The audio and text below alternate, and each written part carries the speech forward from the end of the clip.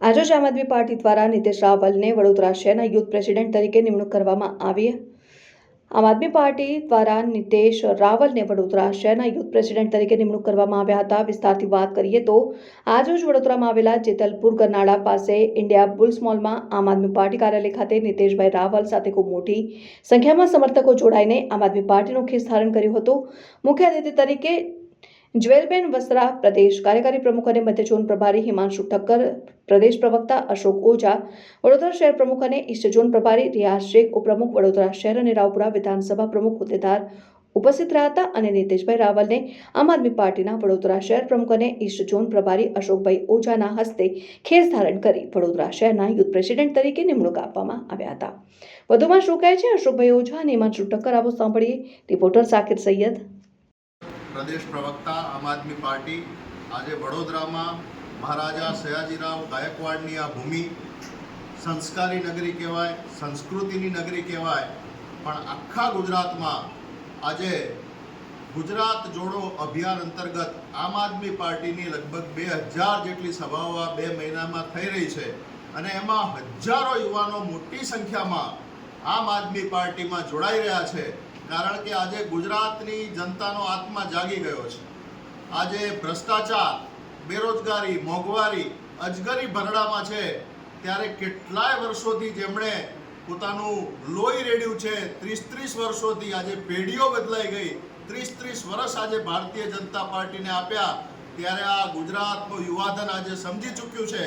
आज वडोदरामांथी आ નીતેશભાઈ રાવલ खूब मोटी संख्यामां एमना युवानो साथे आज ज्यारे आ विश्वनी सौथी मोटी भ्रष्ट पार्टी छोड़ी अने एक ईमानदार पार्टी में जोड़ाई रह्या छे, त्यारे एमनुं आम आदमी पार्टी में खूब खूब स्वागत छे।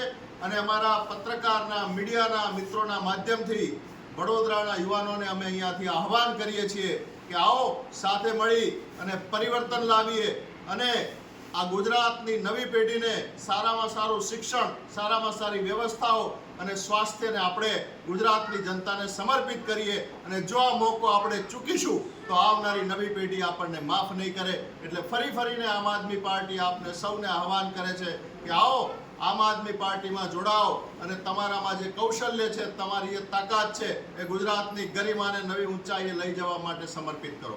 જય જય ગરવી ગુજરાત।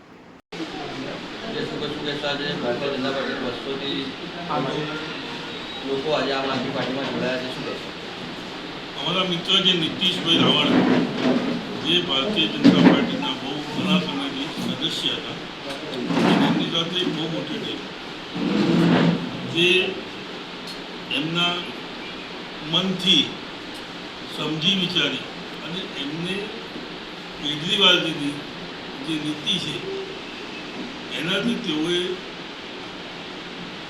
खुश थे અને આજે આમ આદમી પાર્ટી સાથે જોડાવાનું નક્કી કર્યું।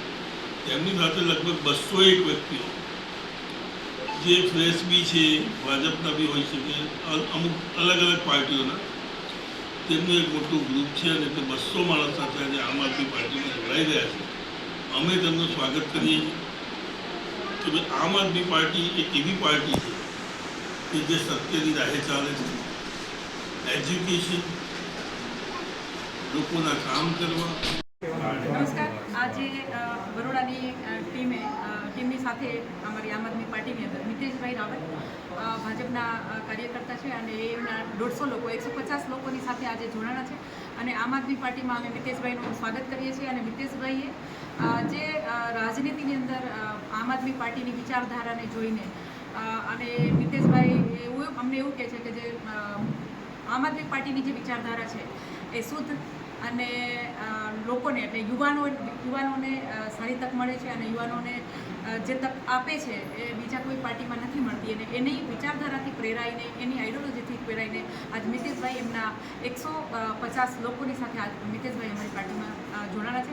મારી સાથે અત્યારે અમારા હિમાંશુભાઈ ઠક્કર છે, એ પ્રદેશના પ્રવક્તા છે, અશોકભાઈ ઓઝા છે, એ ઝોનના